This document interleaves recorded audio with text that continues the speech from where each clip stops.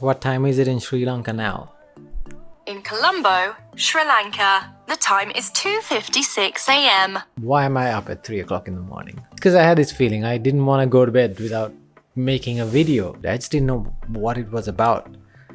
So I was, like doing the usual thing, procrastinating and going on the internet, and I just realized that us Sri Lankans are finally living in a time where we don't have to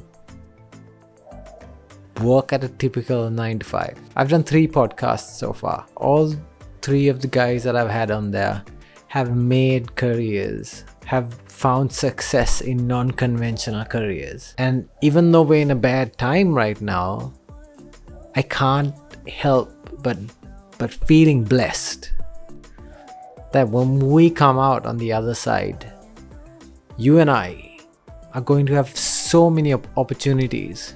If you're somebody who can make something, if you're somebody who can use your hands and create value, and if you've been yearning for that job, for that career that I've been lucky enough to live for the past 5 years. I mean, this might not make sense for the rest of the world, but for us Sri Lankans, online jobs, e-commerce is something that was very scarce. But because of the situation that we are in, there's so many online businesses that are opening up, or deliveries that are happening, e-commerce that's going to have a lot of advancement, and it's exciting. It's really exciting to be where I am right now in this point in time, and to be healthy. First of all, touch wood. Hopefully that doesn't change the next couple of months. And to come out of this and just to have more opportunity. Everybody's gonna have a lot more opportunity. And the best part is that the Sri Lankan, corporate culture is going to change. I've been lucky enough to be a part of one of the pioneering companies that, wanted to bring in that freelance atmosphere into a company. And that's going to change throughout the entire country now that people are finding ways to empower themselves. They don't need corporates anymore. They don't need big companies to give them jobs. They can find it themselves. If you're somebody who can make something, give value to somebody, you can now do that on your own. And it's kind of mind-blowing, because when I was growing up, it was engineer, doctor, lawyer, business. You had to study, and if you weren't book smart, you didn't make it. But now there's so many people who are, on social media, on Facebook, Instagram, running their own businesses, making money, being happy. And I can't even remember the last conversation I had with anybody and asking them what are your qualifications are, because I've been around people, I've been around industries where your hands are your qualification. What can you do with your hands? What can you make?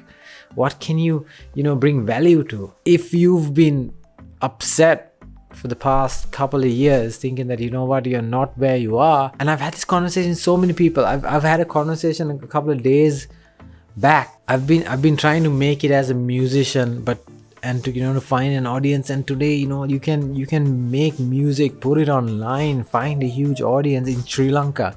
It's a thing, and it's been growing for the past year or so in subliminal ways.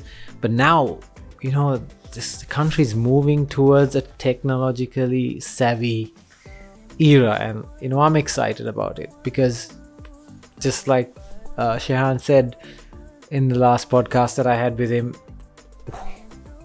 businesses, corporates are gonna need people, smaller people, because they can't afford when they come out the other side to have massive campaigns, to get involved with massive projects.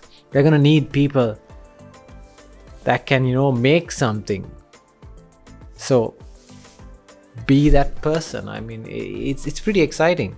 And I think this is the thought that I was waiting to hit my head for the past how many hours, not falling asleep. And it's pretty incredible. And I think people should take advantage of this. You should take advantage of the fact that we are in a place like this. I know it's a bad time, it's, you know, it's a pandemic, there's a lot of, you know, illness and death happening, but if you do survive this, and I hope everybody that's watching this does, we are in such a good place right now.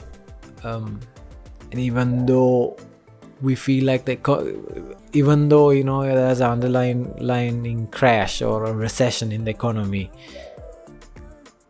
I kind of feel a little good about it now. I kind of feel a little bit better now that I've given it a little bit thought. I guess I can go to bed now.